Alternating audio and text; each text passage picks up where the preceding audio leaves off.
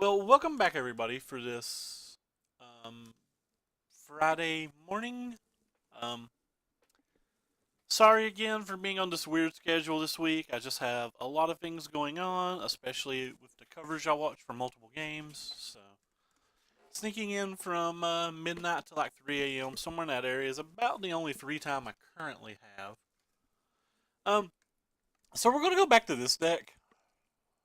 Um, Today we've shaved an opt and two supreme wills and added another settle and another farm. I've been struggling a little bit with the black green energy deck and the Sultai energy deck. And I just wanted to overload on removal spells, and the supreme wills have kind of been underperforming in this format. Um, there's not a lot of powerful things that I want to counterspell, but the impulse is still nice, so I think we do need a couple copies.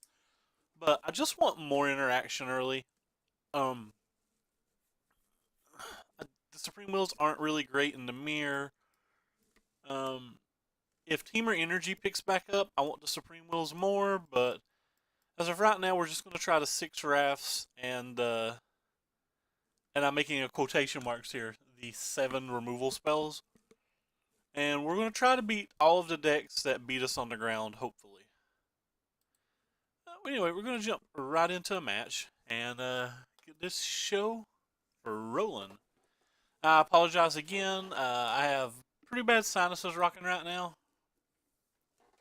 So I may not sound my beautiful normal self. I may not inspire anyone.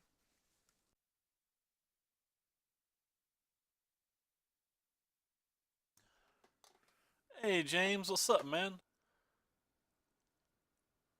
What are you into?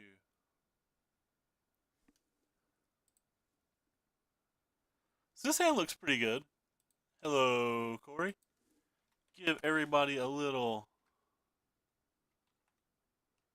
I don't know. I can't even read it. There's something popping up on my screen. That might work. Yeah, there we go. Because this hand's great, and we feel great about this hand being great. Because I said great, and I can say great again.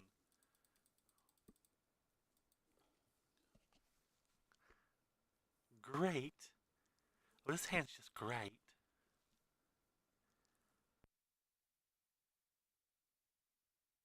And quickly punished by what is potentially our worst match.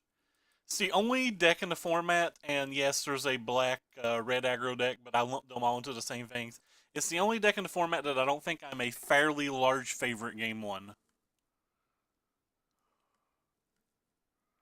And he had his best one drop versus us, which is a problem. Luckily, we have this thing. Like, we have the tools to steal a game one if we find an approach or something, but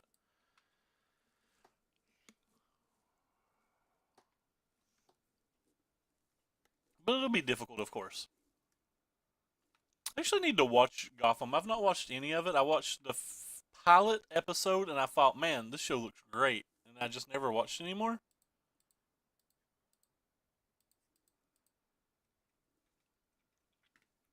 My mouse is kind of acting up today. It's acting like it's like dirty under it or something, but I've cleaned it and it's not.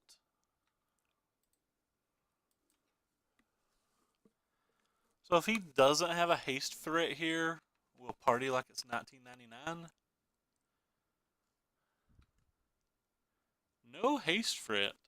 Well, happy days.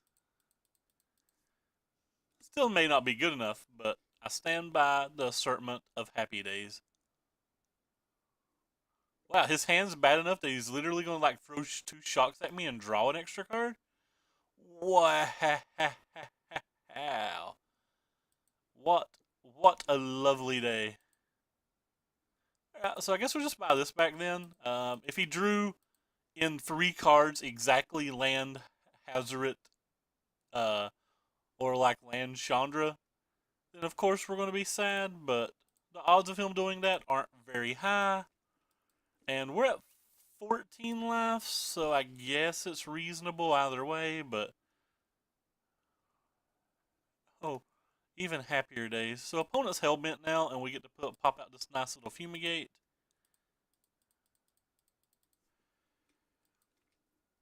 So if we get past this turn, we have cast outs for his next 2 threats. Especially if he just hits a land or something, that would be oh so wonderful great. What a happy day we're having today. Go ahead and prevent the damage from that thing.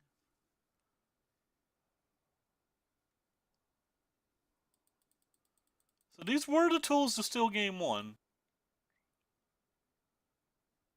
That's a Hazard. That is a good one. But to see what he attacks. If he attacks me, there's a chance I just take it and use the cast out. If he attacks the Gideon, I'm going to protect the Gideon.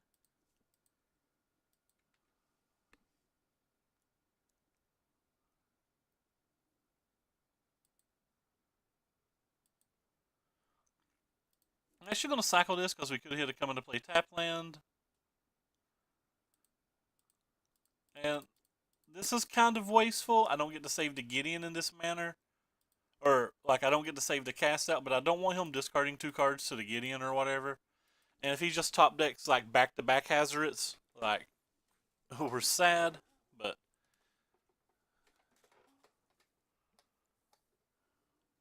So that's good for us. Unfortunately, now he will be able to kill the Gideon, and there's no real way for us to stop us. He just does it during our turn, and then does it again during his next turn. But the game's going well for us, so... Wow. He didn't choose to kill his 2 lands to kill Gideon. It's going to be very hard for him to win if he decided not to remove the Gideon. Because at some point, he still has to kill the Gideon. Like, you can't not kill the Gideon, you know? Because at some point, I'll emblem the Gideon when I've got like 7 or 8 counters later in the game. Yeah, so we need to draw a draw 2 spell or a Supreme Will or something in this manner.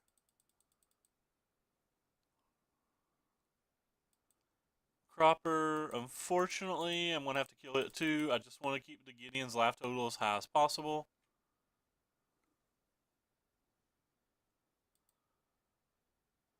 Like, really banking on this Gideon to do a lot of work right now.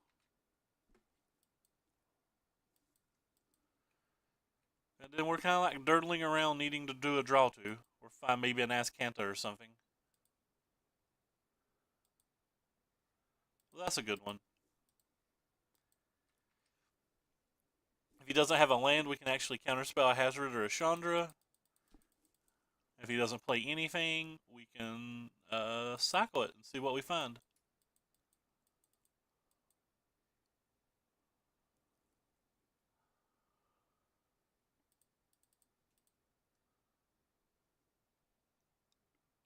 We'll take the approach.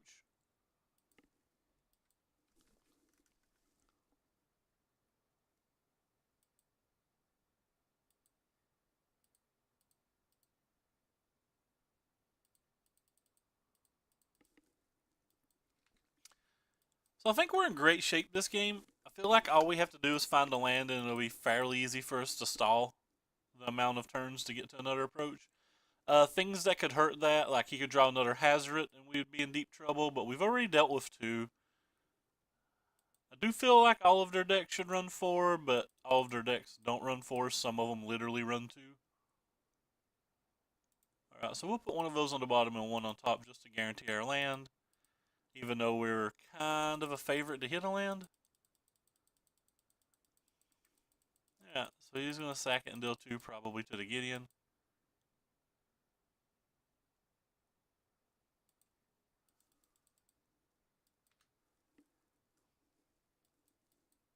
So we're at an effective 24 life. Opponent really has to get like a Chandra or a Glorybringer or something like right now. Hazard.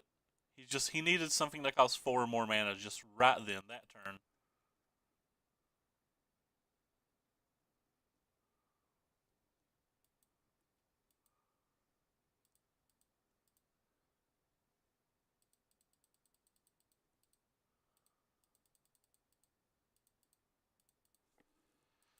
So now we're 7 cards away from Glory. kind of weird that he would wait and do that like that because now this can't deal 2 damage. So it's like he lost 2 points of damage making that play. Oh, and we just drew another approach. So he has to deal 24 damage this turn.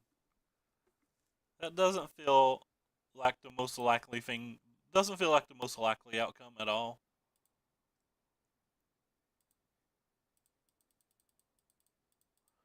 So we stole a magical game 1.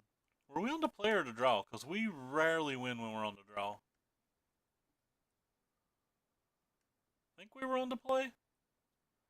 Feel like we were on the play. Yeah, we were on the play. Felt like we about had to be on the play. Anyway, so versus the pretty mono red, I always like bringing in these 8 cards. It's also reasonable to bring in these 2 cards depending upon whether you put them on a braid or not, and really how you expect their sideboarding plan to go. Not so much your sideboarding plan, but their sideboarding plan.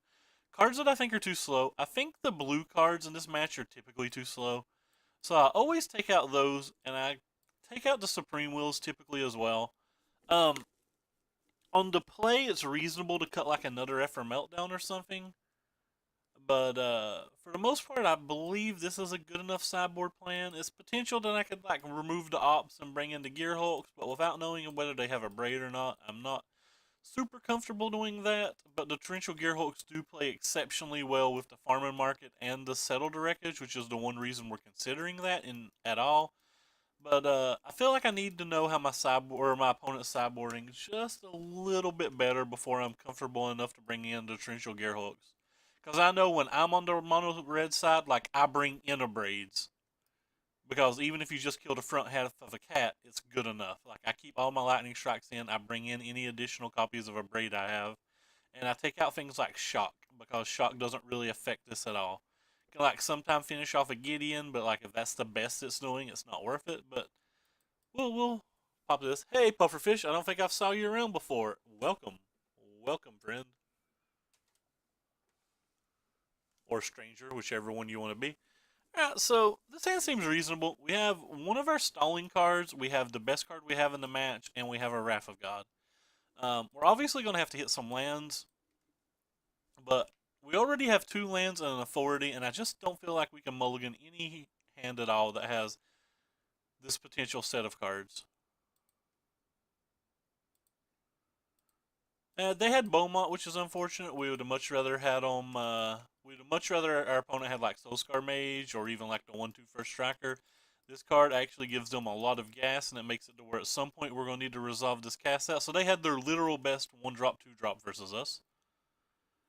And that's going to cause some problems, especially if we don't hit lands, which we currently haven't. It's not really that hard. Whoops. Didn't mean to do that.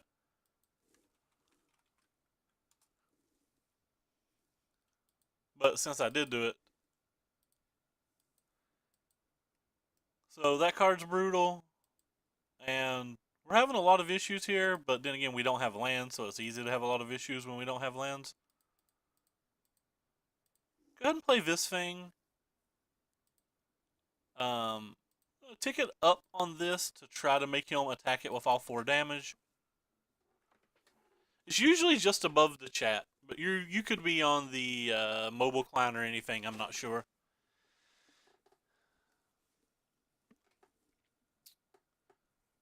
So that little dino is very good in this match. Yeah, the mobile's a lot harder. Be interesting whether they just put us to 10 or not. I feel like they can't really just put us to 10 because at some point we just ultimate this and they have to kill it anyway when we ultimate. So untapped land right here would make us a lot of happy. So we've got 1, 2, 3, 4, 5, 6, 7, 8, 9, 10 damage coming in versus us next turn. Wow. Well, that is, that's a frightful thing, especially since we missed a land. We had to settle the wreckage, it just didn't matter. Yeah, so we're going to have to try to prevent some number of the damages with this Effort Meltdown, and then we're really just going to have to pray here. Um, doesn't feel like we're going to win this game. Felt like we had a chance until we missed that land drop, but the second we missed that land drop, it felt like the game was over.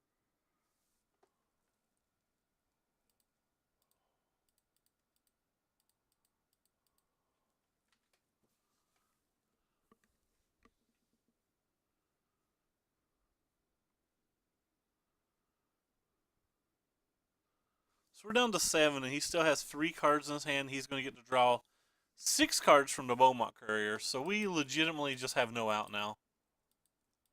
Yeah, no out at all.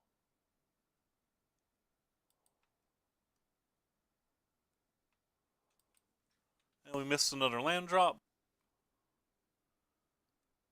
I guess there's some world where he like misplays this turn and like settled a wreckage. Okay, now that he hit the runes, we don't even have that out. Like we legitimately have no out now. Okay.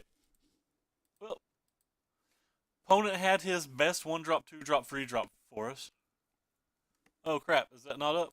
It was up. There it is. This is one of the reasons this match is so hard. Like, we had our best 1-drop and we still just weren't even remotely in the consideration of playing this game. I think we just have to run it back and hope they don't have the dino.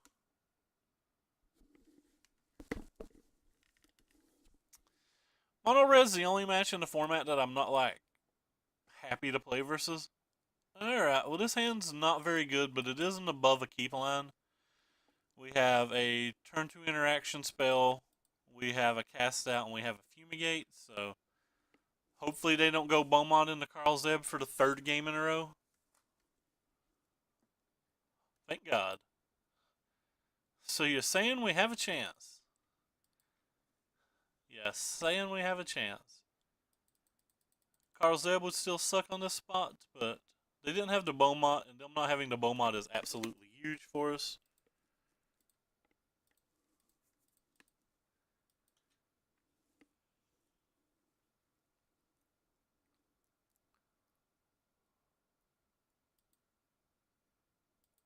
There's a cat.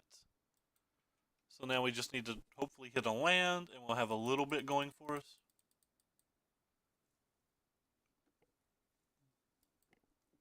To be honest, I don't even know how you do it on a mobile. So we're going to take another 2.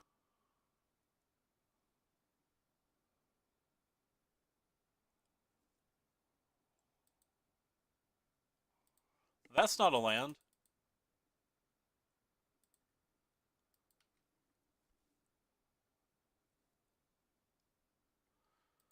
So if we run off like 2 or 3 or 4 lands here, I feel pretty good, but if we don't, I feel pretty bad.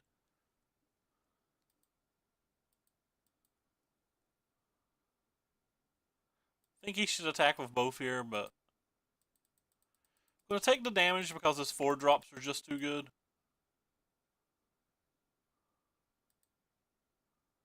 It's kind of interesting, he didn't even play a 4 drop, so looks like we took 2 damage for nothing, and we're really hoping to hit lands.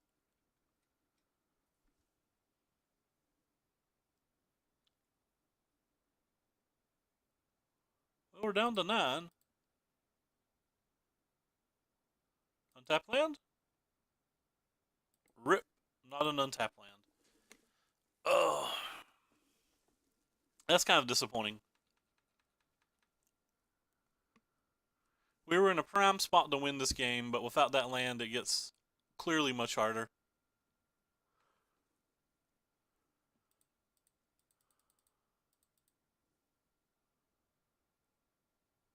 Especially when he already has 6 damage worth of lands in play. Really want to draw 3 lands now. Alright, well we hit one of them.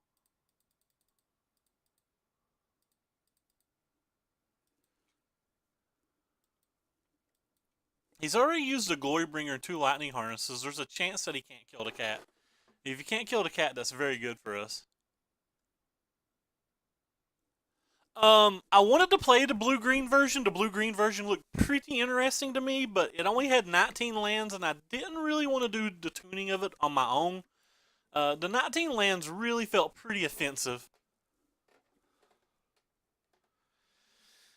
Well, that's actually pretty brutal. So we kind of can't really answer this.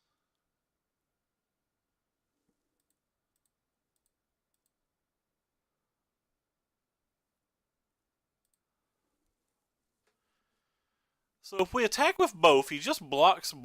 I gain 2 life, and he gets a 4/4 coming back. So we really can't do anything but hope that we draw a land and win over the next 2 turns. Yo, hey Flame, what's up, man? Welcome. I know you said you don't have audio, so you can't hear me saying welcome and all that, but welcome. Welcome, welcome, welcome. Oh, that was a great one. So we have to hit the land here pretty hard. Alright, we hit the land. That should be enough now. It's going to be hard for him to deal 13 damage to us. Especially when we have 2 chump blockers. Whew. Yeah, that new blue spell seemed great. Somebody gave us an updated build of the deck from the guy who made it, and he cut 2 of that new blue spell for 2 spell pierce, and I'm not sure about that, but like, the 19 land felt so like, 19 land, man. So we'll just go ahead and gain our life here. The infinite hexproof spells is an upside. Yeah, yeah. I like the fact that you can actually tutor for it as well. And this is one of the reasons that I almost insist on having 4 approaches in the deck, while so many other people have cut down to 3 approaches. There's so many games of this deck that you win just because you found 2 approaches.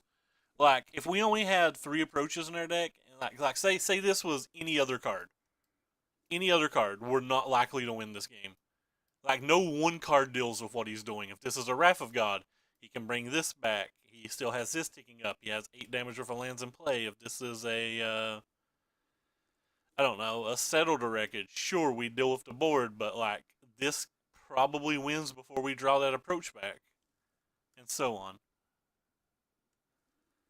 But that's one of the reasons that I kind of insist on running all 4 approaches, whereas a lot of other people play 3 approaches. Anyway, so that puts us up to 5-3 versus mono red with various builds of the deck, and 32-9 overall.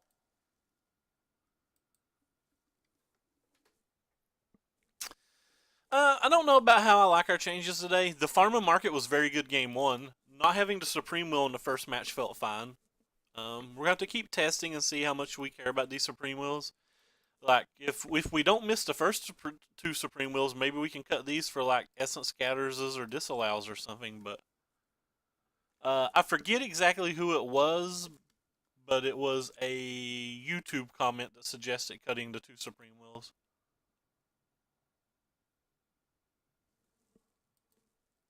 So we're versus the Jiggly J. This hand seems reasonable, but very, very slow.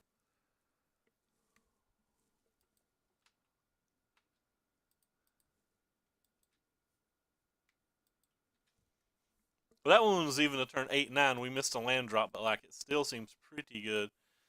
So that card's kind of cool. All these Eternalized cards are really nice. I'm a big fan of them all. And we get to cycle either the Censor to cast out this turn, depending on what he adds to the board and what the game state looks like. It looks like we're just going to go ahead and cycle a Censor.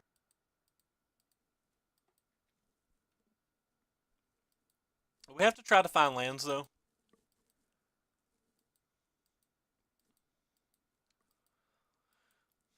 It's a bit brutal for us. What do you do? Oh, target attacking vampire gets +1/+1 to end a turn. It's kind of interesting. Alright, well. Are we going to not hit lands? Or are we going to hit lands? That is the question. No lands so far. Top.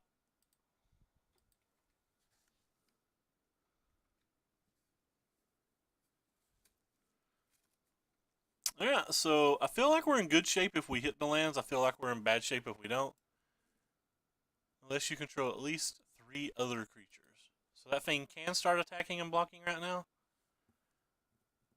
Uh, this ain't good. We missed the land drop yet again.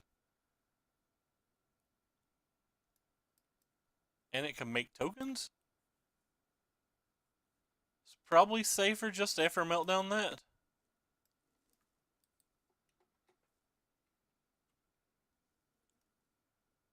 I don't feel like we're going to be using this game. What if they had Blossoming Defense? I probably should have played around Blossoming Defense. Target creature gets +X/+X. Alright, so we're just beyond dead then? Feels like we're beyond dead.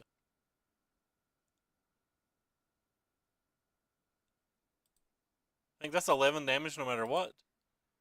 So this still does 6, 7, 8, 9, 10, 11. So we're just dead. Well, sometimes you don't hit lands in a favorable match and you get crushed. Okay, out of the sideboard, what do we need? I don't think we need the Supreme Wills at all. I feel like we just want these cards. Azcanthas seem okay. Everything seems okay. I think I'm just going to remove some of these slower blue cards. Guess if we played Gideon that turn, we would at least got to,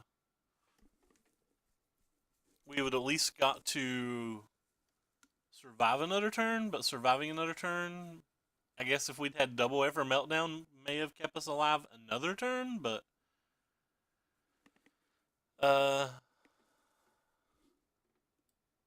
don't think it was necessarily wrong to rush this hold up approach. Playing the Gideon was like guaranteeing its death just to prevent some damage. Whereas if we'd meltdowned and he didn't have anything else in his hand, there was a chance we could protect the Gideon. Alright, I think this hand again is a keep. This hand's much better than last hand, but we don't have any Fumigates this time. I have 6 Wrath of Gods right now. It feels like it's kind of hard to lose to the green decks.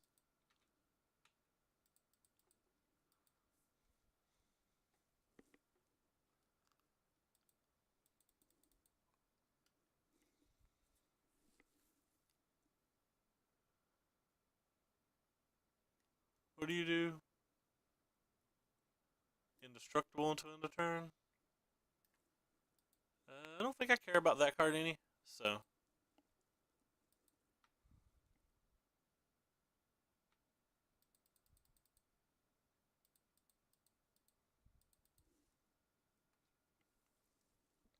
This thing's a vampire too, apparently.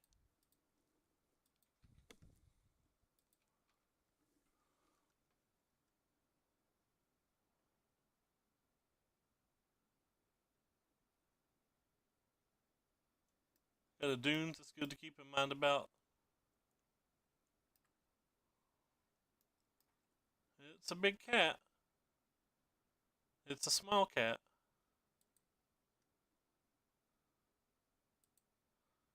Alright, well apparently we're just going to miss lands again.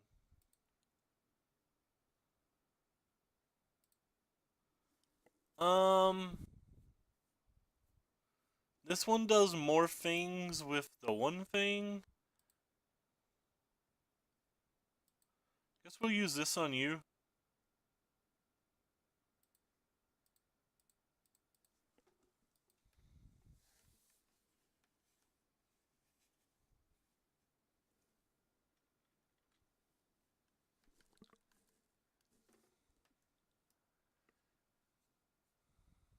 Well, infinite seems. I don't think you quite get the infinite when when you're paying 4 life a turn.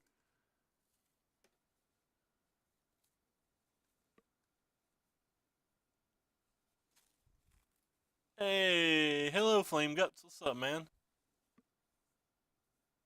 So they have something else to put on that?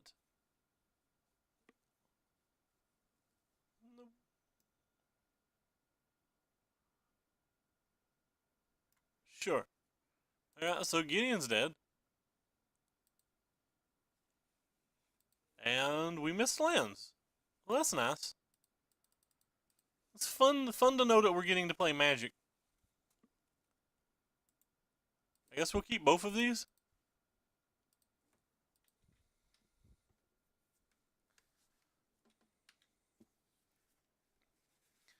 Take some potentially massive hit this turn.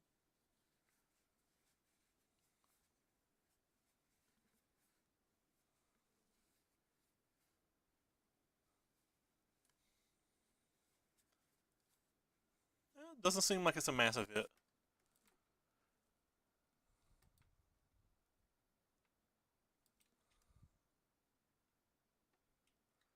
Well, the funnest of times as we miss yet another land drop.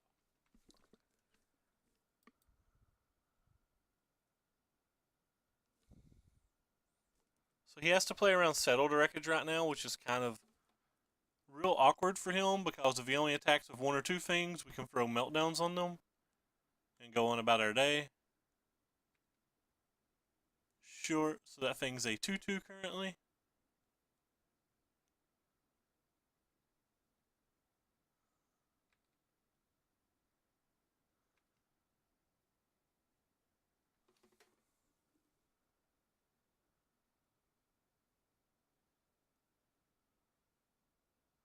So that's 6 points of powers for a following turn. Or I could just try to take 3 this turn. Just trying to take 3 seems better.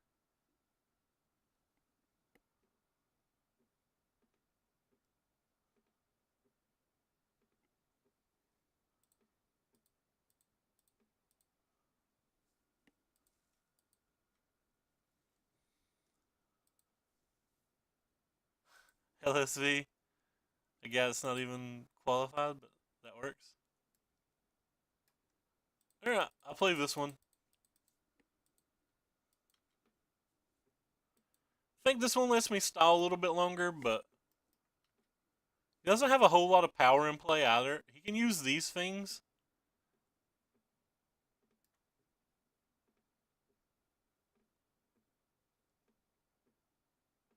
But I'm really just trying to give him the confidence to overextend.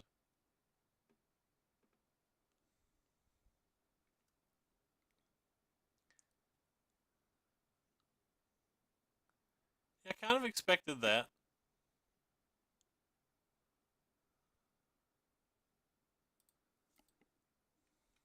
Go ahead and block there.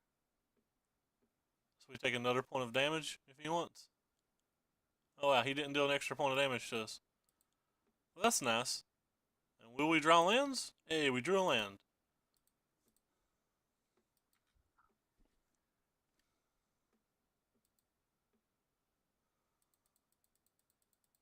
So hopefully he'll overextend now. Like how I've cast 3 different Effort Meltdowns on that guy.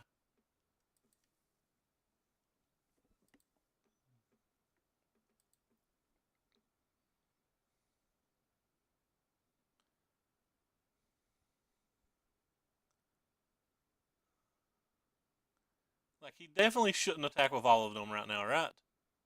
Attacking with all of them just has to be wrong. Needs to at least leave 1 back. Alright, so he chose to leave 1 back. Seems smart.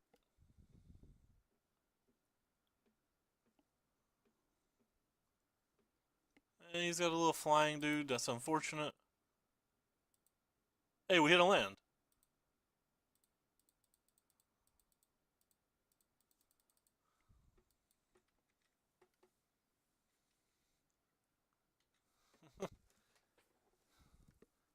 So you're saying we have a chance?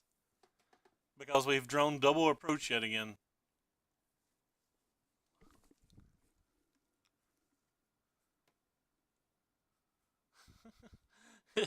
Screw that cat. Meow meow. I might not have attacked with it because it can block pretty easily still, and if he blocks with it, like, he can embalm it. Attacking with it felt like it didn't do anything. But what do I know?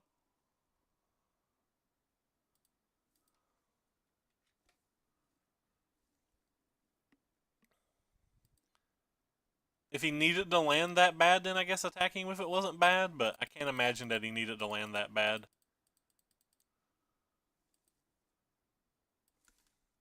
I think we played this game well.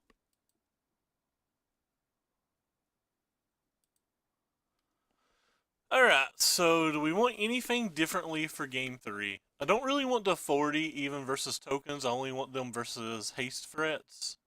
The ops would be nice.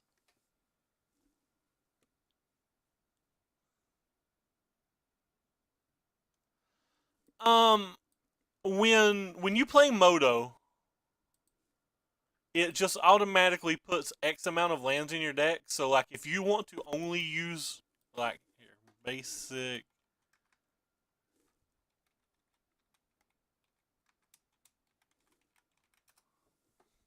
like it's going to put X amount of lands in your deck. So you have to transfer these lands off.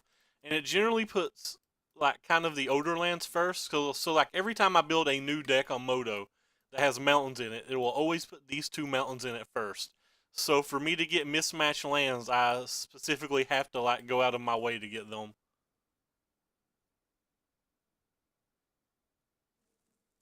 Um, but the best way is just have like a fake account and send all the lands that you don't want somewhere else. That gets a little tricky in like the spot like this. Like I got these two, these are promos or some BS. I don't know why I even have them on my account. I certainly didn't draft that format or anything.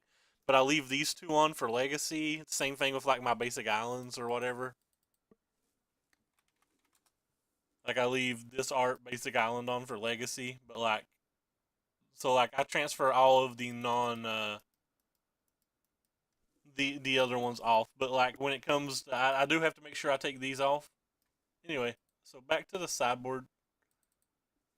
Um I don't think I want to change anything again. I don't believe that I want to do any counterspelling here. I believe Ascanta feels like it's fine, but not great. It feels like it's a little awkward.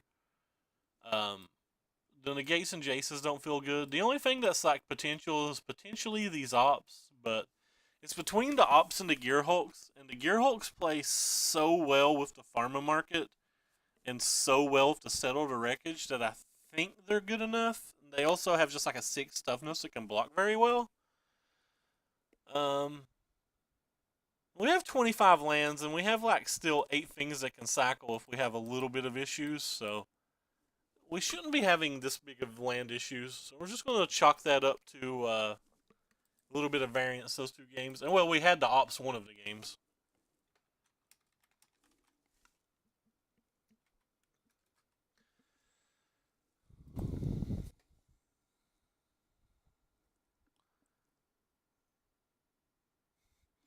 Ascanta is, I won't say the best card in the new set, but I will say it is also by far my favorite card in the new set. So this hand's a pretty quick keep.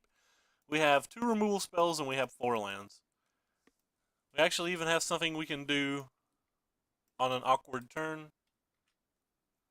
Probably just melt down the first thing that I see with double strike, maybe the first threat that I see overall that attacks for more than 1.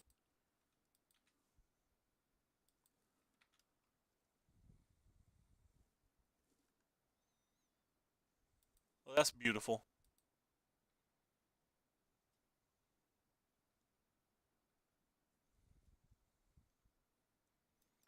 So that thing attacks for a bundle. It's certainly getting meltdowned.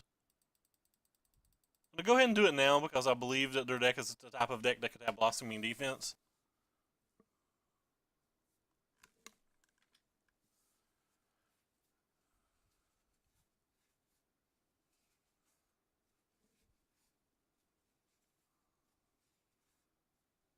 So is this the one that makes little tokens? Yeah. It's the one that can make little and or big tokens. Second farming market's not terrible.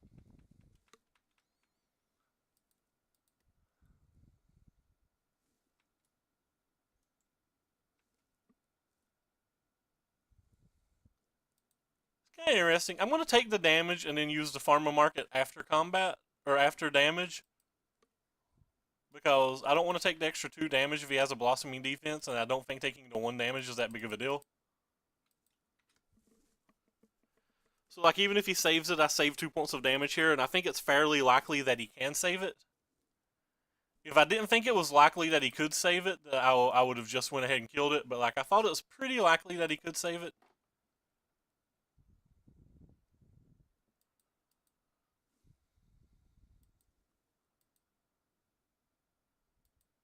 Yeah. Agreed. Very much agreed. Probably going to Glimmer this turn. He's kind of like in this weird spot now where he kind of like wants to attack with them both. Maybe all 3 of them, but we've already showed him Settle, so like he has to respect Settle.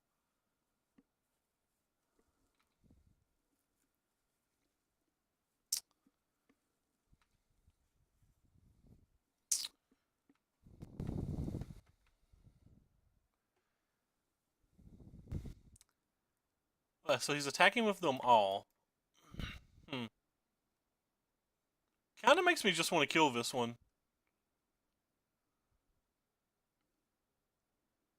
Yeah.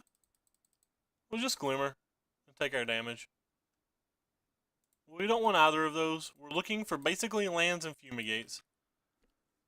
That works as well. So now for Meltdown.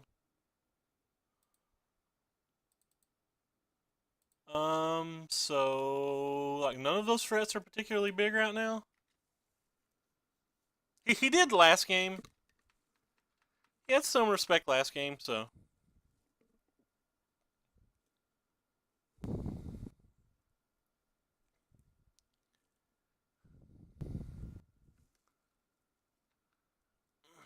The token decks are pretty sweet. Can't say anything bad about the token decks at all. Alright, so where are we at here? Let's start with a farm on this guy. Let's see what happens.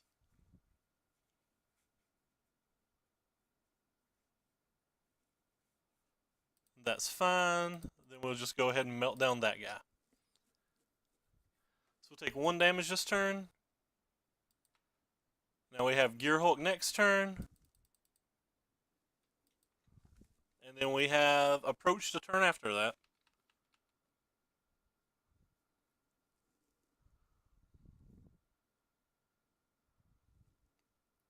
So we'll have to see how opponent plays this turn to decide whether we're going to Gear Hulk and farm, Gear Hulk and market, or Gear Hulk and Glimmer. Obviously, we would Gear Hulk and Glimmer before we Gear Hulk and farm or market, but. So if that's how he's going to attack with, I believe we'll just go ahead and Gear Hulk and Glimmer.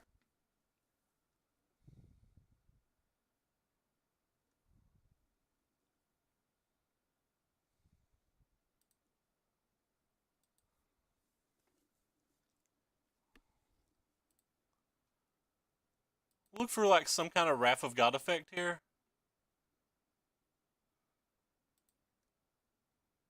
Well, that's a Wrath of God effect, so. It's also an additional land.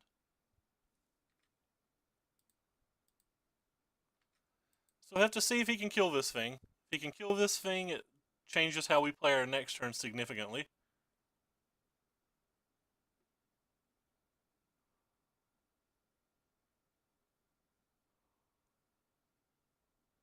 Oh, Angel Sanctions.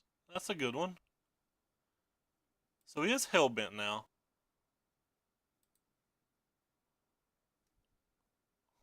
Was that a good draw? If so, guys, why? We'll go ahead and kill everything, and then we'll buy back a Pharma Market.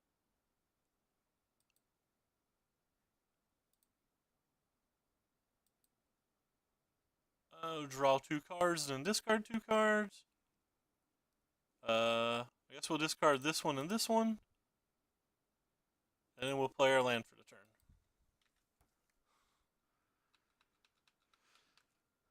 I only have 2 green cards at the moment. The one drop that's current opponent's running. Veraska's insane. God, I like Veraska. So he's clearly going to bring that back and kill our other dude, but that's fine. So 1, 2, 3, 4, 5, 6. I don't think I'm going to cycle it. I think I'm going to hold it up. That way I can be able to rivel it and do this the turn after approach.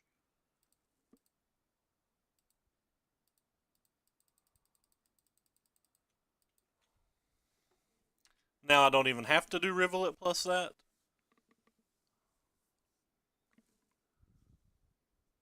Pride Sovereign, baby. Pride Sovereign does that work. So that's a pretty large hit, but because of this settled wreckage, I feel pretty comfortable this game either way.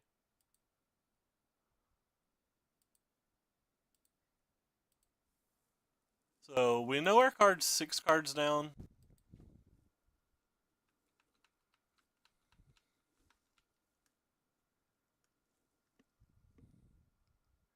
So if opponent's not attacking for lethal this turn, we can just Rivulet and Glimmer and win. If he is attacking for lethal, we have a settled wreckage. So we're protected on both halves. This is just an attack for 9. We don't care about an attack for 9 at all. If he does anything to increase it past 9, then we're more than willing to lose.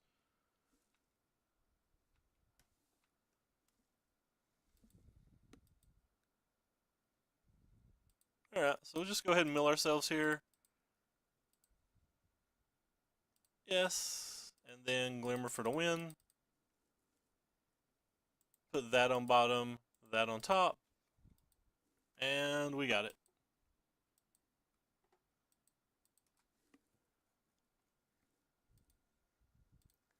And we'll move on to the next round. So we'll update our things. We beat another random token deck.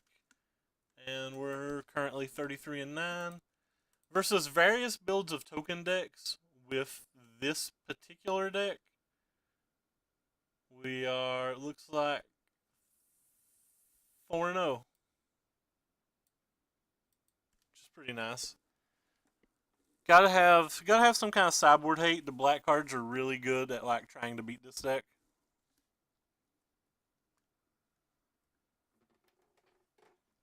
Yeah, the token decks are really nice. I'm hoping to be able to trade for some Veraskas and find out. Alright, so me and our opponent are both playing for a PD chest, and we won the dice row. This hand is great. We have a Censor for turn 2, and then we have multiple 3 and 4 mana interactive spells, and if worse comes to worse, we have some spells that can be cycled to try to find our lands. This hand is, you know, obviously we wouldn't mind like a third land or whatever, but like this hand's basically an ideal opener. He's also queuing in a 1v1 standard. Well, if he's duo queuing, that means he's probably mono-redding, and that means this is one of our worst matches. And he had his best one-drop versus us. He could just never be so Scare Mage. It's always got to be Beaumont Courier, except for the times that it's nothing. But we have a very good hand. So, like, maybe we can steal this game? All depends on, like, how the rest of his hand plays out. We do have a farmer market that can kill this card as well.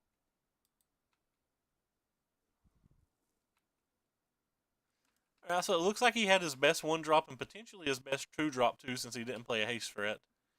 It's very likely that it's like Karl Zev. We have the Censor for Karl Zev, so we get to do a little dancing like there's no tomorrow. Oh, well, he just doesn't have anything. That's kind of odd. Interesting. Don't think we want to cycle anything. We'll just pass here, as Kanta's kind of a trap. Just playing it feels very bad.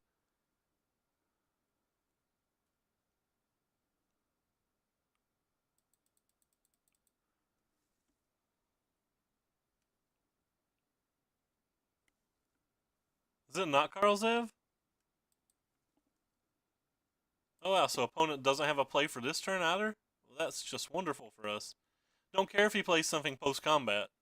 The fact that he's not playing something pre-combat feels so good.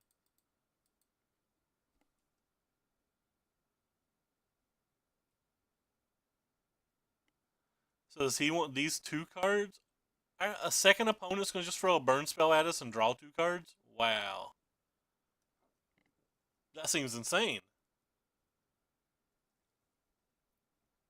It was literally a land and a Sand Strangler and an Abrade. I mean, sure, I'm not saying the opponent was wrong. I'm just saying that just feels so good. And we're missing a land, but we have a Censor and a Supreme Will, so I guess we'll just pass.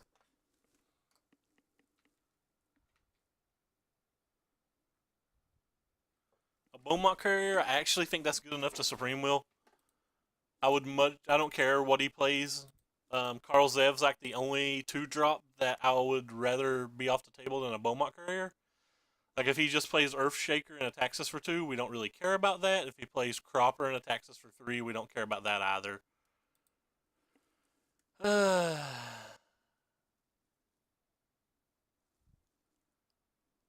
I kind of want to get the Gideon online, but I also feel like I need to draw cards. So, like, we can't just miss another land drop, or he's just going to beat us in a lone game. That feels like it's not good enough. What else feels like it's not good enough? Maybe it's just both Fumigates. Maybe it's the Ascanta. Ascanta feels like it would do work in this game, though. Yeah, we'll try both Fumigates.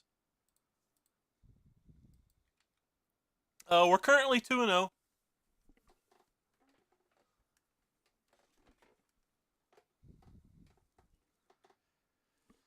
But we got to our land. Have to see what opponent has here. Opponent seems to have nothing.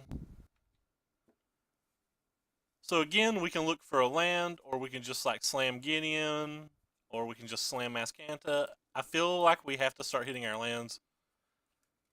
I'm probably not keeping anything that's not lands here.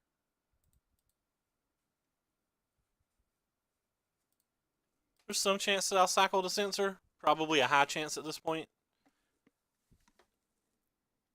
So next turn we can play the Gideon, or the Cast Out.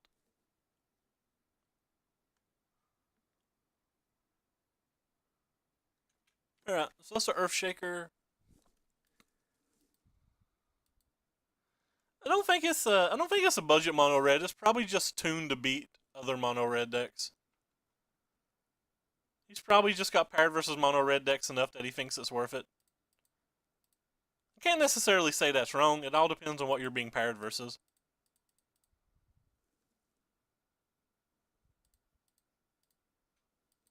We're clearly in a pretty good spot here, but like one little Hazoret can come down and change this game.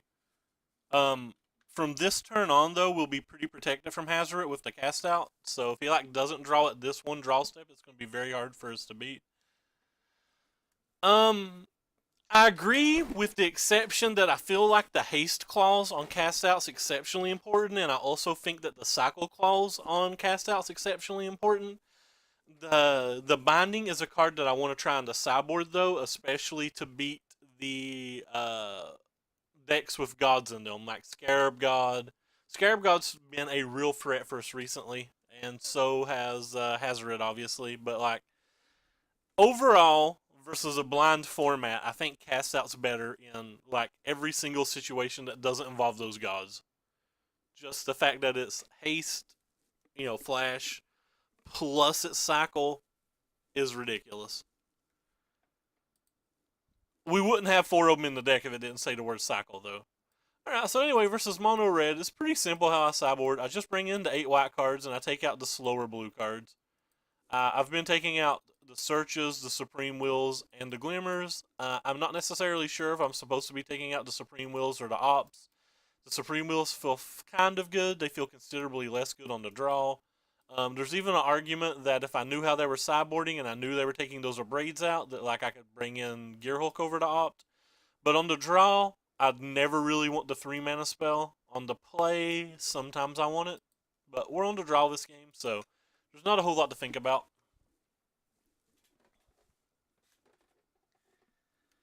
And we have no white mana, and we have 2 7-drops in our hand.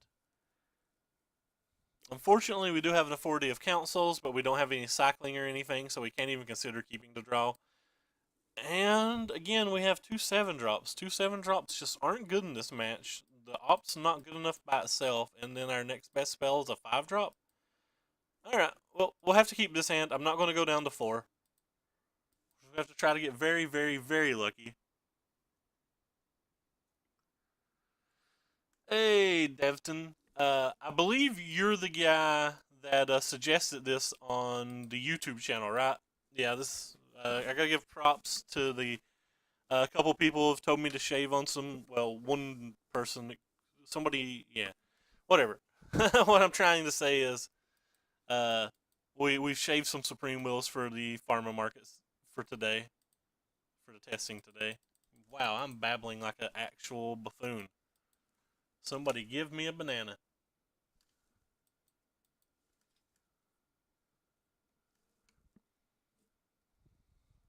Well, that's good. At least it wasn't the bigger one.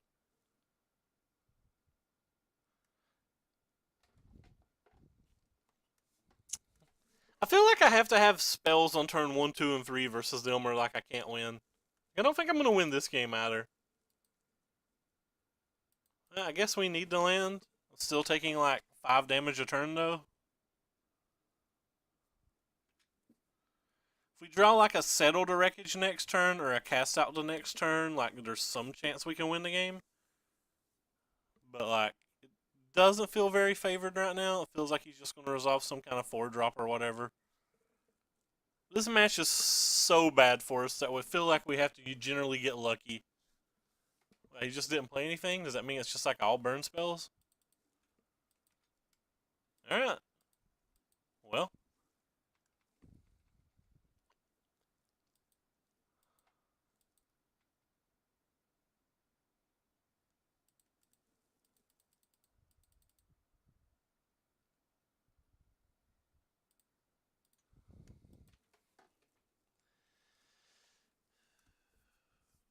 Don't really like doing that because it's easy for him to resolve a Chandra or a Hazard now, but I also don't feel like I could take 5 more damage back down to 10. Or if we hit land, and his like hand isn't a bunch of Glory Bringers, we have a chance. One land? There's a land. Yeah, there's step 1. Go ahead and get the Glory Bringer off the table. And then hope that the 2 cats are enough. He's got a second Glory Bringer. It'll be a little sad, but like he'll just get to kill the first cat, and then we'll get to play the second cat and gain 4. Or, wow, he doesn't have anything. Well, that's obviously great for us. Opponent apparently is flooding. Is the deck expensive? Like, it's pretty close to budget already, isn't it? Or did a whole bunch of cards go up? I don't actually know the prices of all the cards right now. It's hard for me to say how to make it budget when I don't really know the card prices. I guess Gideon's expensive, so like you could probably cut Gideon's and just put in more farm to markets. I feel like the Gideons are better than the farm to markets, but if you're making a budget build, you can probably start by cutting Gideons. You can also you can cut the Gearhulks on the sideboard. For budget. I believe that like authority to councils and fumigates have all gone up recently though, so, and like you can't really, you can cut the 40s out of the sideboard as well and just be willing to lose to mono red. If you're playing a budget build, it's probably fine to say you're just willing to lose to mono red.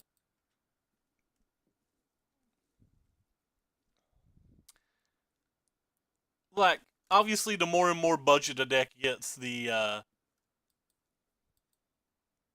less. Wow, he's attacking with that. Is he playing? Did he bring in Swelder's Son, or does he just not care? It's kind of interesting. Alright, wasn't a Swelder the Son. It's just a removal spell for the cat. Nope, it's just a removal spell for his own Earthshaker, but he's in his end step, so he can't even play it.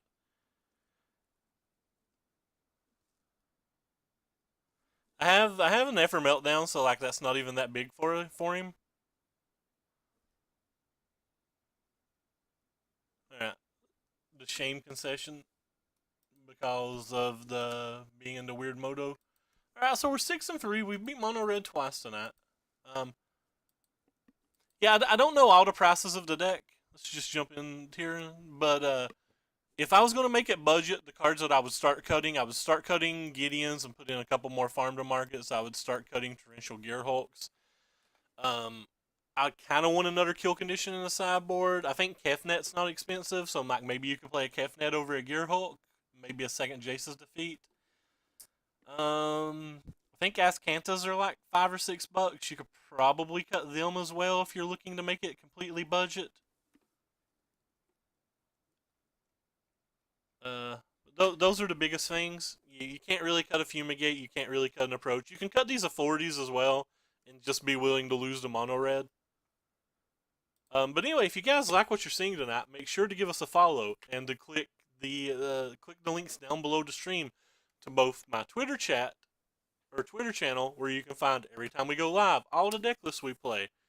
And there's also a link to my YouTube channel where you'll find all of our streams there. And if you're watching from the YouTube, remember, in the description below the video, there's a link to the deck list, the Twitter channel, and the Twitch chat in all of them. So we have one land here again.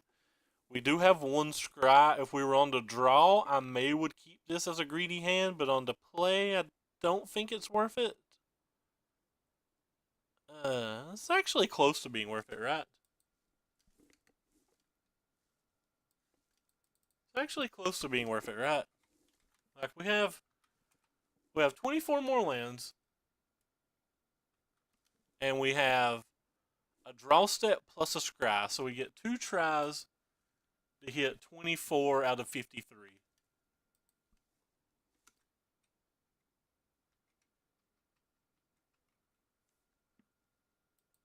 So like that's like 70%, right?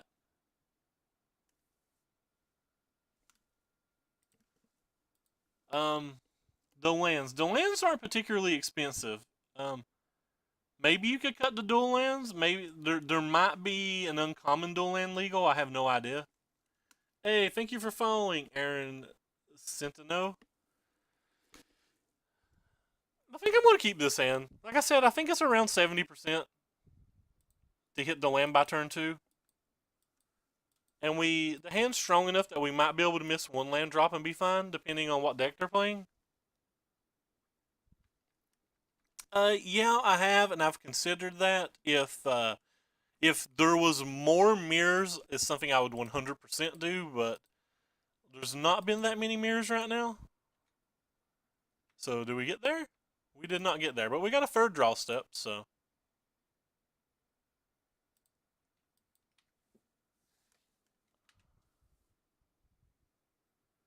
Yep, looks like Meandering Rivers legal. I had no idea what it was called. Like it makes the deck considerably worse, but it is a way to make it cheaper. There's a way to make it more budget. Wow, so opponent can like just choose all of our things here. His choice, what makes us sad.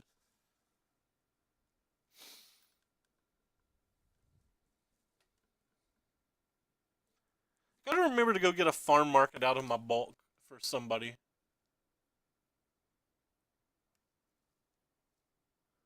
So anyway, we've locked up a pity chest. What was our opponent's record this game? He's 2-0 as well. Nice. So we're playing versus all winning opponents this league, which is great. He took the search for Azcanta. That's kind of interesting. The fact that we're closer to playing Gideon than we are search, and he took the search, means he could be a token deck. Yep, looks like he's a token deck.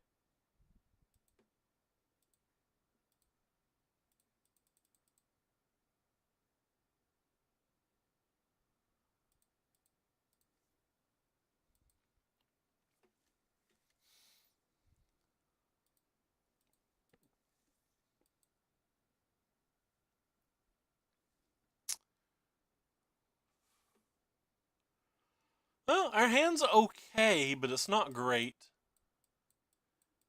We really need to hit one land here.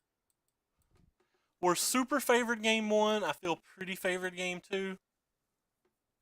But game 2 can be a little tricky. Oh, well that was just El Perfectorino.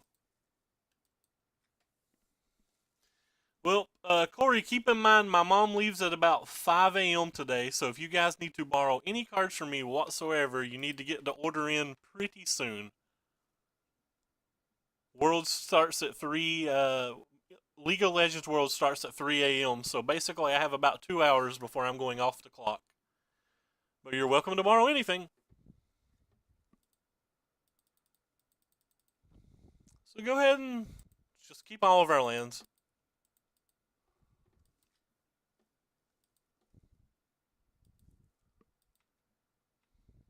All the lands, baby. Give us all them lands, baby. I'm willing to use this turn just because I want to use it next turn, so I would even kill a 1/1 with it.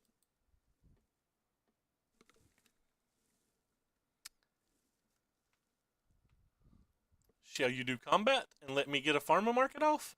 Why, thank you.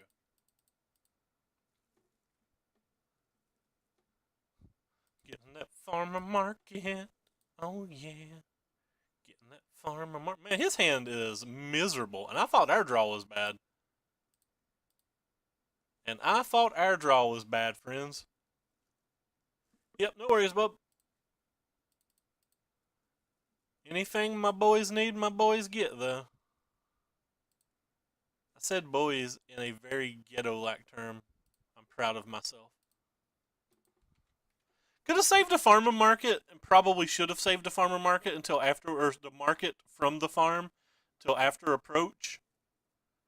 It's probably wrong for me not to, because now I don't really have any way to get back to this second approach. He attacked me and not the Gideon. That seems kind of loose. I guess he does have cast out, so maybe he's not worried about it. Anyway, so we have to survive 7 more turns. I went ahead and wrote 6 just because I don't feel like deleting it here in a second. A second Anointer procession. So, like, he's not getting anywhere either. By the way, welcome to the stream, Aaron. I don't think I'd saw you before, so. Is it wrong that I just want to cast a Fumigate? Like, he's not making tokens, though, so, like, why cast a Fumigate if he's not making tokens? I guess there's some world where he makes me discard them both? He's already showed us main deck Duress. Showed us a pretty foil main deck Duress, too. The art's pretty sweet on it. Yeah, our opponent's hand was just miserable.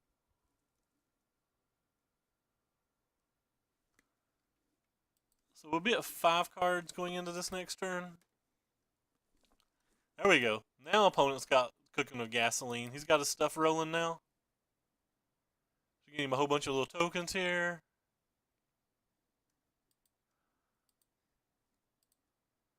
It's going to be hard to get there. Go ahead and get us a nice little life boost.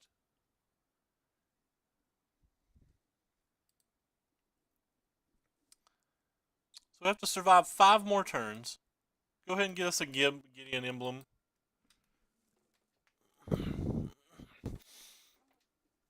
Having to back up Gideon's kind of nice. So you just like play this back and gain 12 life or something? No, I guess you can do all sorts of things then. That's pretty nice too.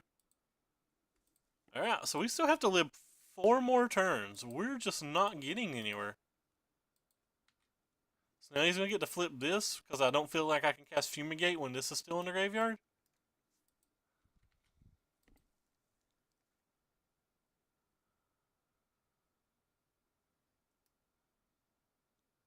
At least this ultimate doesn't really hurt us.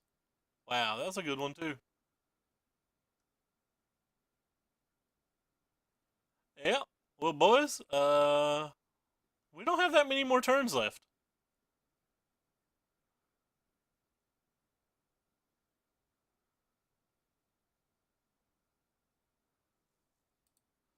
So we need to draw like any Glimmer or any Supreme Will to win.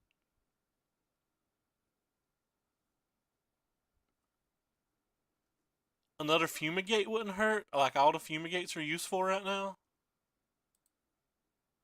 Or we can just draw an approach.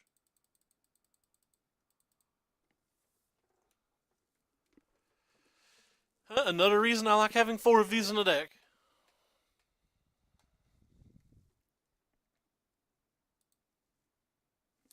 So what do we got here? So we're playing versus black-white tokens. Let me look at my little sheet real quick. We've only played it versus once. Versus black-white tokens, all of our spot removal is incredibly bad. So it's just like right off the bat, like these 7 cards are not very good. The problem is we also don't have that many cards that we want to bring in. The Supreme Wills are okay in the match, but they're not great. The Negates are okay in the match. They can get Lost Legacies, they can get discard spells, they can get any of the enchantments, but again, they're not great. They're just none of them's great. The Cats, cool deck opponent. I'll just play 7 and win though. Fair enough. And hello, Robert Royd. I don't think I've saw you around before.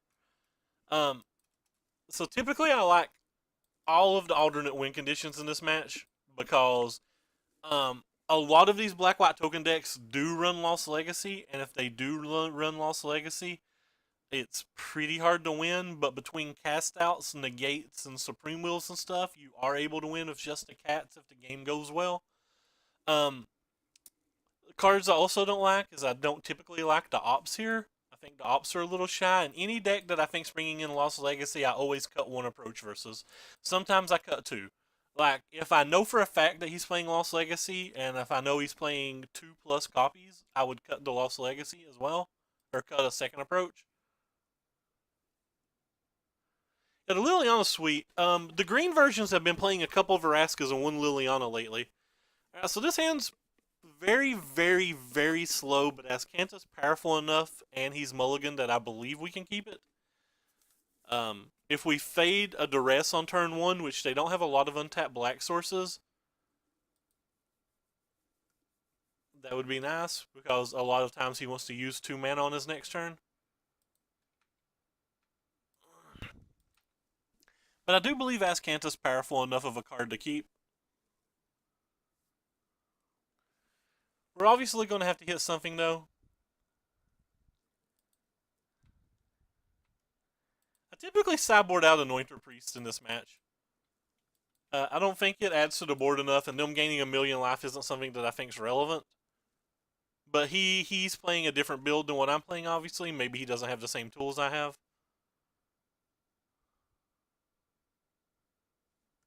In my black-white token build, rather.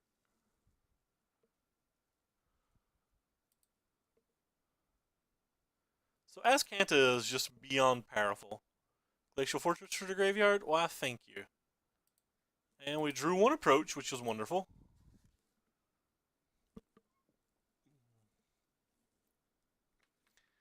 Went and got him a nice little Foley land. We'll take the pain.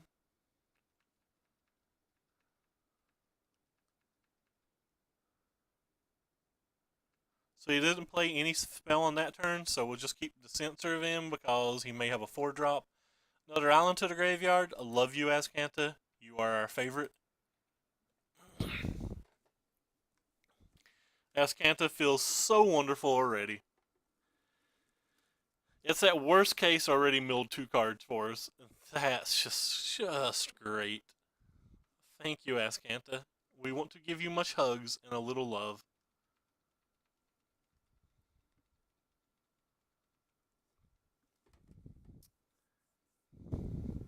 So he plays a 4-drop. I'm going to censor it no matter what it is, even if we do have a cast out, because he plays cast out himself. And I don't want him just uncasting out our cast out and, like, you know, doing cast out type things. I'm going to say cast out a few more times because saying cast out's fun. A negate in our graveyard at this point in the game? I believe so. Hey, we drew one anyway. We're just going to slam the cat. Start shoring up the board a little bit. Having the negate in the graveyard gives us an opportunity to be able to have a profitable Gearhulk next turn as well, which is nice, because at the time, all we could Gearhulk was a Censor.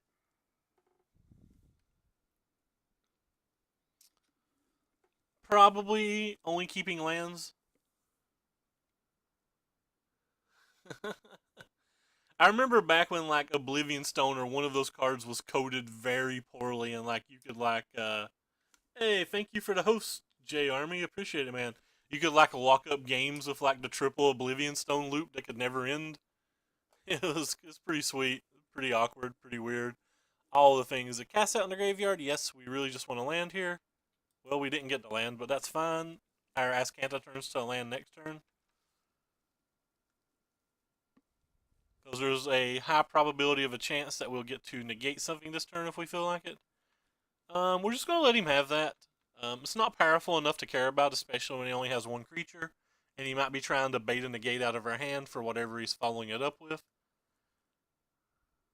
Or he could just be playing things in a weirdish manner. Yeah, that's fine. He can have all that stuff. So go ahead and cycle the cast out now, then. Will not cycle this, I don't think. 1, 2, 3, 4, 5, 6, 7. Yeah, not cycling the irrigated farmlands. Upkeep, untap, draw, put an irrigated farmlands in our graveyard. Why, yes, please. Flip this. Why, yes, please. Not going to cast anything right now. We're going to hold up to negate because we can win this game with approach. How'd they go? Did drafts go well? Go ahead and slam the Gear Hulk here. It blocks well, and we just want to cast a negate anyway.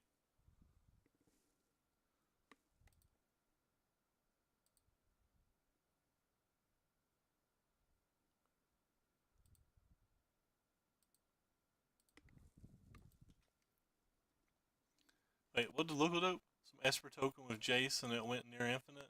I saw an Esper token deck with Champion of Wits and like Scarab God and stuff. They seemed like they played well together. I haven't saw one of Jace though. So how many lands do we have? 1, 2, 3, 4, 5, 6, 7. So we can't play approach and hold up negate.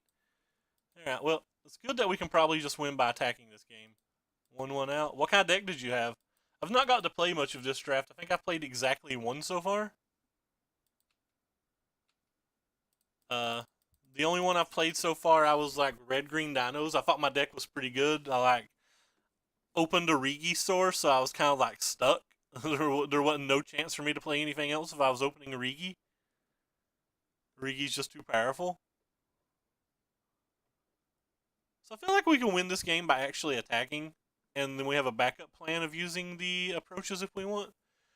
Doomfall. Alright, well I guess we'll just go ahead and negate it. And then now we're out of defense, so we're just going to slam approach the next 2 turns and hope that it's good enough. Even if it's not good enough, like, we're really far ahead on the creatures, so.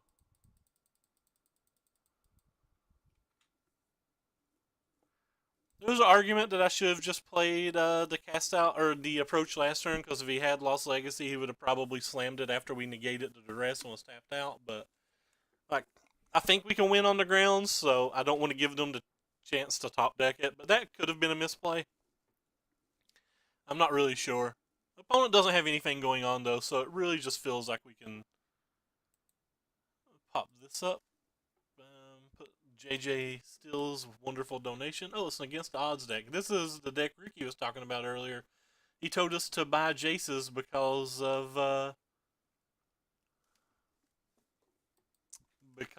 Saffron Olive played them. I think Jace's can only go up like $1 or $2 on Moto unless more than Saffron play it. So like I wasn't sold on that spec. Maybe $3 at most. Yeah, so he does have Lost Legacy. So we were kind of right.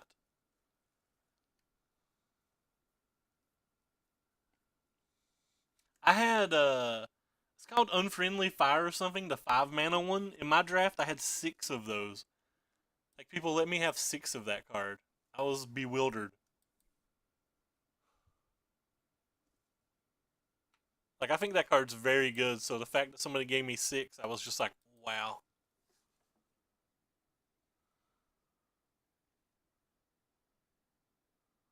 Alright, so opponent's dead on board next turn unless he has something, and we have at least 1 Supreme Will to protect ourselves. So, like, even if he has a Fumigate, it's not good enough.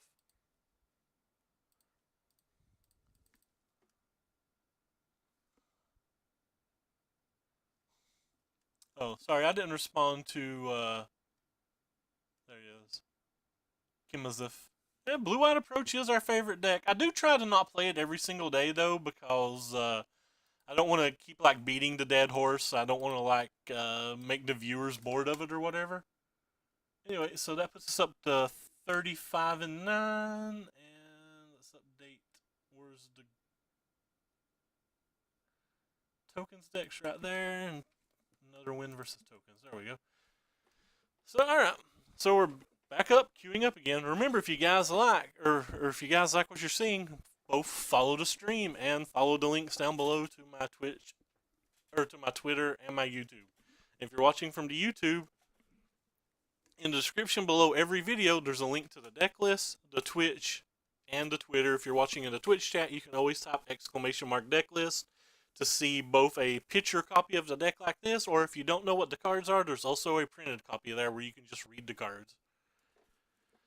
The farming markets have felt pretty good today. I have not missed the Supreme Wheels at all. This is kind of a small sample size, but I have not missed these Supreme Wheels at all today.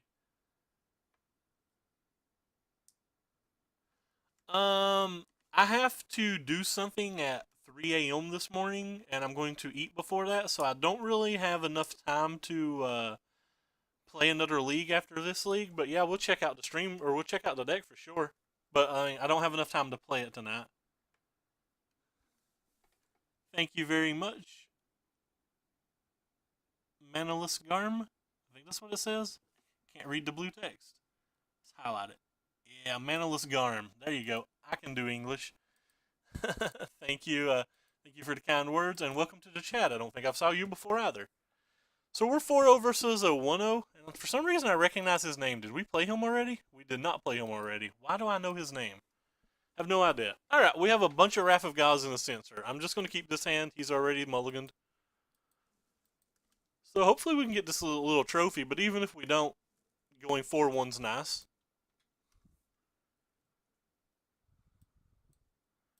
Alright, so potentially Teamer, potentially Sultai. Could be a bunch of different opponents. Oh, I finally bought a Mana Traders account. I actually have access to everything now. Woo! Access to Magic cards. I'm a pretty big fan of the Vraska builds though. So when we see Serving a Conduit, that typically means that they're the Teamer builds, or it still could be like Teamer Pummeler, though I've not seen the Teamer Pummeler since Ixalan. I've saw a couple red-green, a couple blue-green, but I've not saw an actual Teamer build. Anyway, so we have what I like to refer to as everything we want versus this opponent but lands. Game 1 is extremely favorable versus the Teamer decks, and the fact that we have now 3 Wrath of Gods in our hand is just, oh, so good. I do appreciate the offer, though. We'll definitely check out the list. It is something I could see myself playing for sure. Don't attack. I could have a farming market. You don't want me to have a farming market. Nobody respects the farming market, guys. And by nobody respects the farming market, opponent just may not have an option. This is the 3 out of the last 4 opponents that's thrown like a random Harness Lightning like that out against a Serving a Conduit versus me, because they know I don't play Creatures main deck, and it really makes me just want to build a blue-white control deck that literally only wins with Cats and Torrential Gearhulks and like cut the approach. It would be a worse deck, but I just want to get one of these guys who throws out that little Harness Lightning for energy. And I don't think throwing that Harness Lightning out for energy is wrong. It's probably a correct play versus them, but like, it just makes me want to get somebody, you know? Like, try to think of ways to abuse that.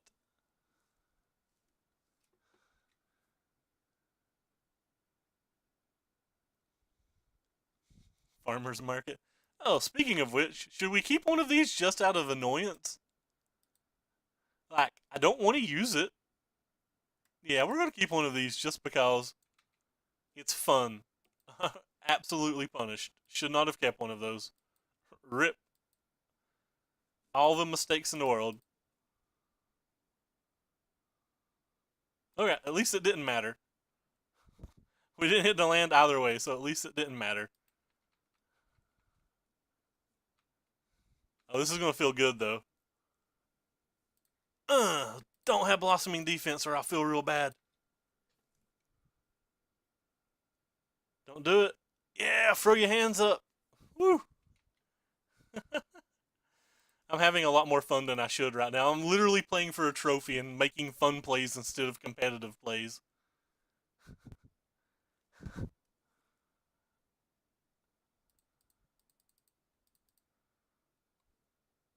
Put that on bottom. I don't think we need it. Not when we have a million rafts and 2 approaches already in hand. Speaking of which, let's just pop one of these rafts off.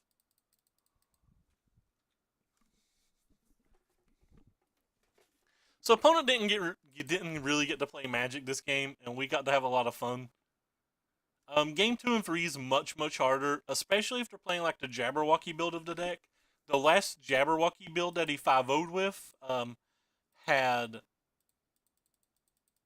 4 Spell Pierces and 4 Negates in the sideboard, and that's pretty brutal to beat.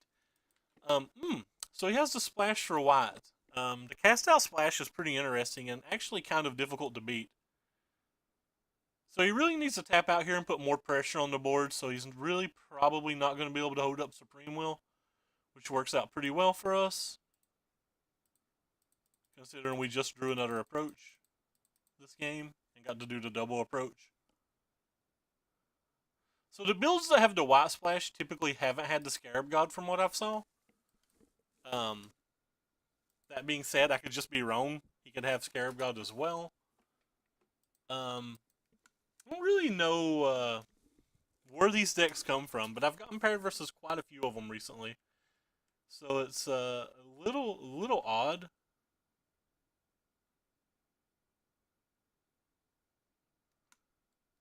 Yeah, I don't know where that deck's coming from. Maybe I played that guy yesterday or something. Maybe it's just the same guy. Like I said, his name was recognizable. Did I just play him yesterday too? Yeah, I just played him yesterday and he crushed us. Alright. That's why I remember his name. I knew I remembered his name from somewhere. Yeah, okay. Yeah, he crushed us game 2 and 3 yesterday. Anyway, so he had Cast Out in the sideboard yesterday, which was kind of an interesting card. In this match, I typically just bring in the cats and like maybe some negates and a Jace's defeat. But for the most part, we don't have a whole lot to sideboard out. We used to sideboard out the Supreme Wills, but look what we cut out of our deck. So, like, it's pretty hard for us to cut out the Supreme Wills now. We used to just cut out these Supreme Wills here. Jim Davis released an article today on the deck, and on the Jim Davis article, he said that he sideboards out the disallow a will and like a meltdown. So that means he keeps a couple wills and an essence scatter in. He brings in his torrential gearhulks. I've found a torrential gearhulks to be a massive liability.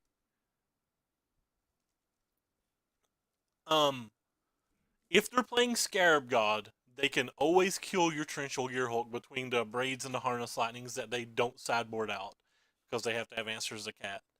So once they've killed your torrential gearhulk, anytime that they've drawn a Scarab God, they can turn their Scarab God, or they can turn our own torrential gearhulk into more negates, and that's been a pretty large problem for me.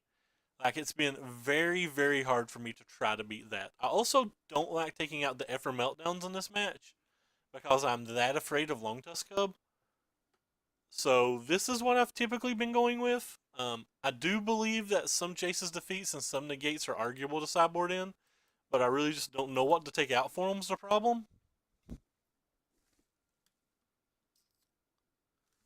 So I've just not been doing it and just not playing versus that type of match. If I had more Supreme Wills in the deck, if this was playing a different build of the deck, we would certainly be bringing in a couple of defeats in the negate.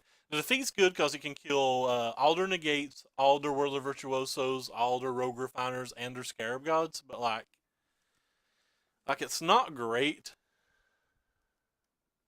Fresh Prince was a pretty good Magic show, or pretty good TV show. I have to agree. Anyway, opponents mulligan to 6, and we have a fairly reasonable hand. We have one Wrath of God, which is absolutely amazing versus them, but we have double Censor, so as long as they're not going turn 2 Long Tusk Cub, this hand's pretty reasonable. And even versus a Long 2 Long Tusk Cub, we have some outs into drawing just a cast out. Or some outs into drawing a land and getting a cast out. Obviously, Long Tusk Cub's what we want to see the least. So that's fine. Might be Mana Light. He did end up going to 5, but he did put on top, so So Azcanta feels like a trap to play this early when we have sensors. They have tons of 3-drops, and he could be mana screwed in general. He did play the land that he showed, but like they just have tons of relevant 3-drops. They also have tons of relevant 4-drops as well. So pretty much anytime you can get some value out of a sensor, you want to try to get your value out of the sensor. Probably be cycling one of these cast outs now while looking for another land and holding up a sensor. Can hit a 3-drop or it can hit a Bristling Hydra, either one, or they could just have no creature whatsoever, which is pretty good for us. But we need to find a land. Alright, we found a land, so that makes things a lot easier. Now we can just play the Settle the Wreckage and not worry too much. If he negates it, he negates it. We will not, even if we had a negate, we wouldn't like try to fight to keep Azcanta in play. The negate is definitely worth using his, our sensor, or our Azcanta is definitely worth him using his negate against.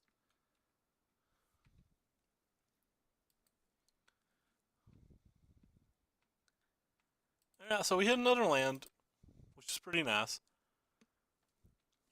A lot of opponents wouldn't counterspell that card though, so he may just have 2 negates in hand, especially where he's not playing creatures or anything. Alright, so at this point, I think it's safe to go ahead and get rid of this sensor. It's not likely that he's going to play something that we can negate.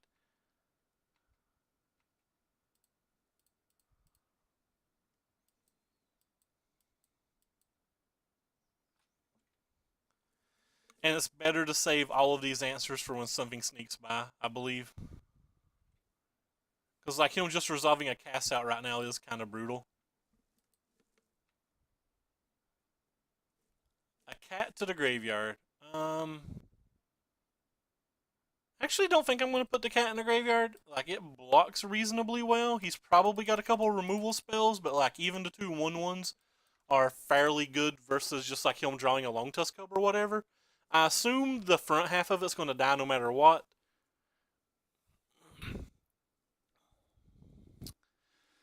But when we have a potential 3 Wrath of Gods in our hand, I don't really mind. I would bring in the Gearhulks 100% if I wasn't worried about Scarab God. The Gearhulks are insanely good. It's just the Gearhulks can also just stone kill you. The cats, I felt fine with the cats because like I'm not using the cats to try to win. I'm using the cats to just block. Like they're like little fogs. Like even with him killing the front half of it, like these other 2 cats just block a Bristling Hydra twice, or they block this Rogue Refiner and trade profitably versus it. So like it just feels to me like the cats are pretty good either way. Like the plan is to approach all of these decks. It's just these cards can like stall to an approach pretty easily, and I don't care if they kill this card. Is what I'm trying to say. Like if they get this card back with a Scarab God, I don't care. Irrigated farmland to the graveyard, snap yes, just so we can flip that thing. I think we'll go ahead and play this one though. Go ahead and play the first one of these as well. So we know it's 7. Oh no, he's going to second Spell Pierce. Okay, fair enough. Still has 3 cards in hand, so it might be hard for us to resolve another approach. But we'll certainly be able to get to him. And we didn't sideboard any out. And if he wants to use a removal spell here, fine. If not, I'm fine with the double block and getting his Fred off the board.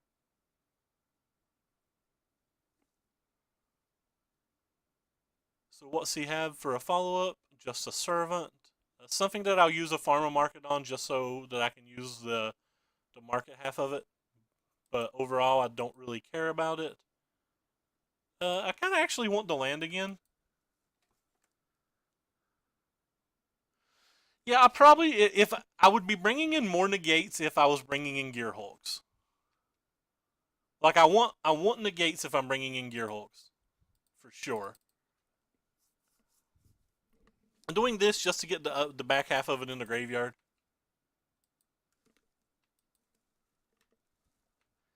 Opponent did mulligan twice this game too, so like he didn't really get to play much Magic.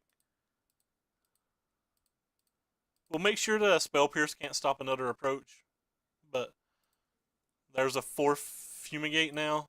It's like getting harder and harder for him to win unless he draws like a Chandra exactly. Alright. Pop this front half of this off. See what we get. We found another approach, so I guess we'll get rid of a Settle and a Fumigate. I want the land, that way I can cast like the Gideon this turn and use the Azcanta.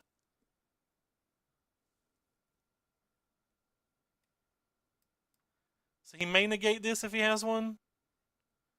Just fine. Makes it easier for to resolve another approach. 1, 2, 3, 4, 5, 6, 7. So we'll just approach this next turn. If he's got a 3rd negate, he's got a 3rd negate. You can't Spell Pierce it, and that's the important thing. If he like plays a Bristling Hydra or something, I may Fumigate just to preserve life total, but so go ahead and we get our choice of all the things in the world. We'll take the cast out. It's the last answer we have in the deck to. We've already cycled 3 of them, so it's the last answer we have in the deck to an actual resolved Chandra. Just go ahead and play this thing. If he's got another negate, he's got another negate, and we're not worried about it. Alright, so let's update the stats. We're 36-9 versus Teamer Energy. We're now 6-2. We save. Got some nice little trophy. Let's go back to where we can actually look at the deck real quick. We're catching up with you, buddy. We'll get there. I don't always play friendlies. I play a lot of competitive as well, so it's kind of hard for me to even stay in that race. But anyway, the deck felt pretty good tonight. I did not miss the Supreme Wheels whatsoever. I just did not miss these Supreme Wheels at all. The Farming Markets and the Gideons were both very good. The Settled Wreckages were above average for the first time, by the way. They've been bad every other time I played them, but this is the first time they've been above average. They felt good most of the evening, but we didn't get paired versus any other blue decks this evening. So, we didn't get paired versus any mirrors or anything, and that's where having the Supreme Will and like not having the Farming Markets and Gideons would work. The sideboard still feels good. I'm pretty comfortable with the sideboard. Still feel like we're a little weak versus Mono Red. Still feel like we're a little weak versus Sultai. Still feel like we're a little weak in the mirror. I don't think any of our changes really improved any of those matches. The Farming Markets maybe improved the Sultai a little bit, maybe improved the Mono Red a little bit, but I don't think it puts any of them in our favor. So we're still going to keep toying with the configuration of the main deck. But yeah, I did not miss the Supreme Wills at all. I did not miss the Ops at all. I will probably run this 75 again at some point. I was pretty comfortable with this 75. It felt pretty good tonight. Anyway, so let's go open one chest just because.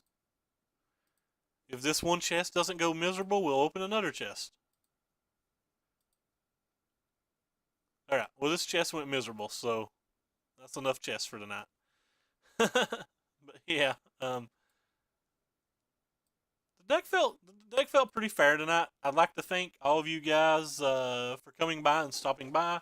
We're going to get offline now. I'm going to go get us some food and stuff. League of Legends World starts in about 80 minutes. And I appreciate the new follows tonight. I appreciate all the people who come by for the first time. For anybody who cares, this is our current record with Blue White Approach since Ixalan, the decks we played versus. That encompasses, I guess, just 9 leagues or something. Like not a major sample size, but it's been doing pretty good for us. Our weaker matches have felt like they were Mono Red and Sultai Energy. We actually got smashed by Grixis Improvise, but I think I misplayed that. But yeah, all of these like little aggro decks are still pretty hard for us to beat. I'm gonna look for somebody to host real quick. And remember, if you guys like what you're watching, make sure that you click the follow button down below to both my Twitter and my YouTube. And I'll be posting a Sultai YouTube video when I get offline, so it'll probably take 10 or 15 or 20 minutes or something like that to update. And I'm going to host Chris again today. Chris seems like he's a pretty good player. He is very good at explaining things, and he plays a lot of sweet standard brews. But take care, everybody, and thanks for coming by.